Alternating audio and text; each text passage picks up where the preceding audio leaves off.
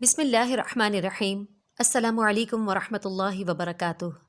Islamic वज़ाइफ channel पर आप सबको खुश आमदीद।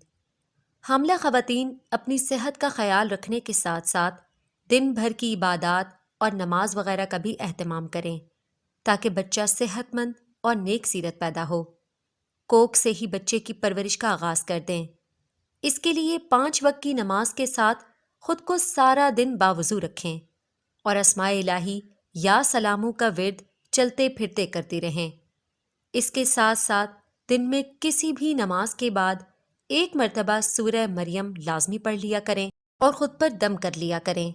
इससे बच्चा सही सलामत मुकम्मल आज़ा के साथ पैदा होता है और विलादत में भी आसानी रहती है।